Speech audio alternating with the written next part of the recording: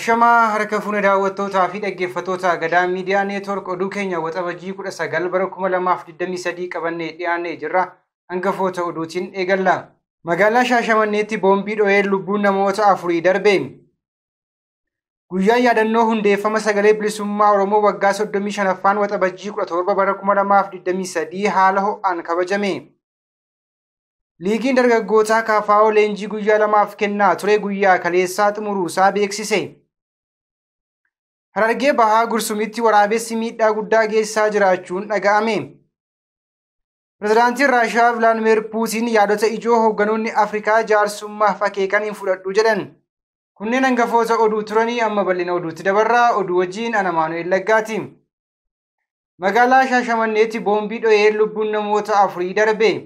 Waxabajjii 19 bara 2023 magaalaa Shaashamanneetti ijoollee balfa keessaa waan adda addaa barbaadaa turan 3 dabalatee lubbuun namoota 4 balaa boombii dhoka'een darbuun dhaga'ameera. Namoota balaa kanaan lubbuun miidhaman keessaa ijoolleen 3 obbolaa ta'uunis himameera.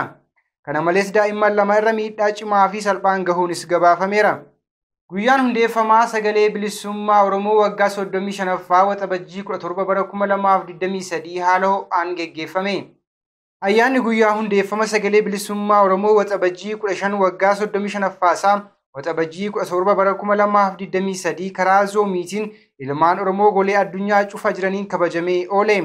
Sirna kabaja hundeeffama SABO waggaa 35ffaa kana irratti hayyuu dureen ABO Jaal Daawud Ibsaa, hoogganoonnii fi qondaalonni sadarkaa garaa garaa, miseensonnii fi deeggartoonni hedduun argamaniiru. Kabaja guyyaa hundeeffama sagalee bilisummaa Oromoo waggaa 35ffaa toora zoomiin geggeeffame kun qophiilee garaa garaan hammatamuun yoo ta'u akkuma baratame eebbaan eegale. Itti aansuun wareegamtoota Oromoo mirgaa fi bilisummaa uummata Oromoof osoo falmanii lubbuu isaanii kennaniif yaadannoon sammuu erga taasifamee booda faaruun alaabaa Oromoo itti aanee faarfatame. Gaafatamaan damee beeksisaa fi aadaa Jaal Gashuu Lammeessaa adeemsa sagaleen bilisummaa Oromoo bu'aa bayii SABO'n keessa darbee as ga'e qooda inni qabsoo bilisummaa Oromoo ABO'n durfamu keessatti kennee fi didhaa jiru itti ibsa gabaabaa kennuun hayyuu dureen ABO Jaal Daawud Ibsaas gara waltajjiitti affeeruun haasaa isaaniin xumuran. Jaal Daawud Ibsaa hoogganotaa fi qondaalota, miseensotaa fi deeggartoota sirna kabaja guyyaa hundeeffama SABO waggaa 35ffaa kabajuuf waltajjii kana irratti argamaniin baga guyyaa hundeeffama SABO waggaa 35ffaa fi bu'uureffamuu adda bilisummaa Oromoo waggaa 50ffaan isin gahee jechuun haasaa isaanii jalqaban. Qooda SABO bu'aa argamsiise, lafa inni amma jiruu fi fuulduratti SABO maal ta'uu akka danda'u irratti haasaa godhaniiru. Kanneen SABO dinagdeen jabeessaa har'a ga'anii fi warra qooda adda addaa kennanis walumatti galateeffataniiru. Sagaleen bilisummaa Oromoo jireessuu keessatti kanneen qaamaa qalbiin faana turanii fi jiran galateeffatanii kanneen wareegama seenaan akka isaan yaadatu dubbachuun galata galchaniifi. Kanneen jiran ammoo hundeeffamuu SABO irraa haga ammaatti faana rakkataa jiran dirqama qabsoo akka bahataa jiranii fi dhaabni beekamtii kennuufii qaba isaan jajjaboo galata qabu jedhan. Kanneen osoo ogummaa idilee hin gonfatiin muuxannoo baratan wal barsiisanii dirqama dhaabni itti kenne bira cinatti SABO qilleensarra akka hin buuneef deeggarsa addaa osoo hin qabaatiin ofirratti hirkachuun warra ogeeyyii caalaa bifa miidiyaa qabsiisanii hojjetaa turanii fi jiran maqaa dha'uun manni akka galateeffatu gaafatan. SABO fuuldurri isaa aynaa fi guddina dabalatee sadarkaa TV'tti ol guddachuu qaba kan jedhan hayyuu dureen ABO Jaal Daawud Ibsaa manichi dirqama kana mirkaneessuu ofitti fudhatu akka qabu hubachiisan. Sagalee bilisummaa Oromoo SABO kan ilaalu waan keessa ce'ee as ga'e danqaalee fi gufuulee isa mudateen bakka amma jiru irraa akkamiin gara fuulduraatti tarkaanfatuu danda'a isa jedhu irratti qondaalonnii fi miseensonni dhaabichaan haasaan kan godhamee fi yaadni kan dhiyaate hoggaa ta'u SABO jabeessuuf kan oolu wayituma kana sagantaan gumaacha dinagdees geggeeffameera. Sirni kabaja guyyaa hundeeffama SABO waggaa 35ffaa karaa toora zuumiitiin geggeeffame kun akkuma karoorfametti milkii fi injifannoodhaan xumuramee jira jechuun SABO'tu gabaase.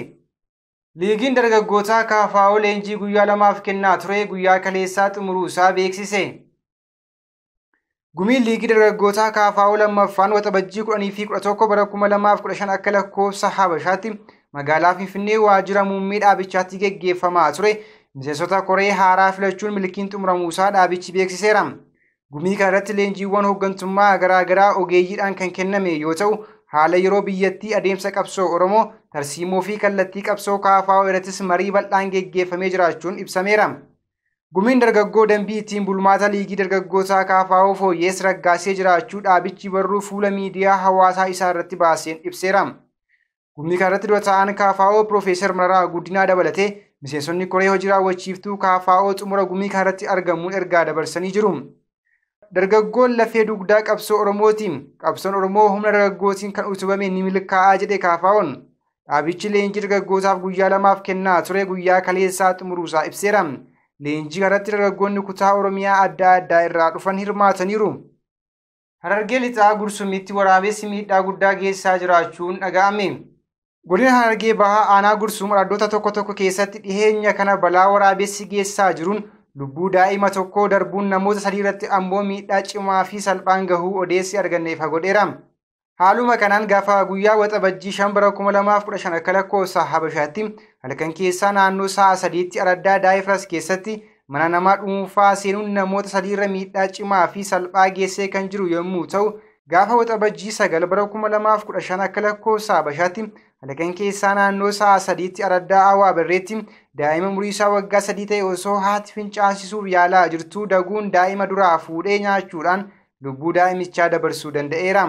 Yeroo ammaa kanas magaalaa Funyaan Hujubaa keessaa naannaa sa'a 11tti waraabessi ganda dhufuun hawaasa shororkeessaa akka jirus gabaafameera. Kanaafuu hawaasni aanichaa hundi balaan waraabessaa ammas itti fufaa kan jiru waan ta'eef of eeggannoo cimaa ta'e akka gochuu qaban maddeen dhaamaniiru.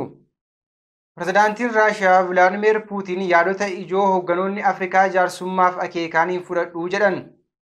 Hoogganoonni biyyoota Afrikaa 6 lola Raashiyaa fi Yuukireen jaarsummaadhaan furuuf hoogganoota biyyoota lamaanii dubbisaniiru. Gama Yuukireeniin pirezidaantiin biyyattii Zeleniskiin Raashiyaan lafa Yuukireen humnaan qabattee jirtu gadhiisuu qabdi jechuudhaan ejjennoon qabateera.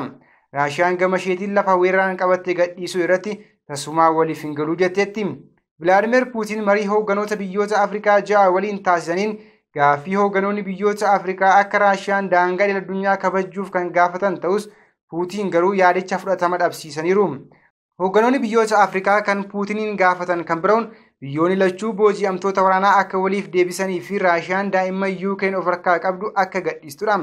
Puutiin garuu kanaafis deebii qajeelaa hin kennin hafaniiru.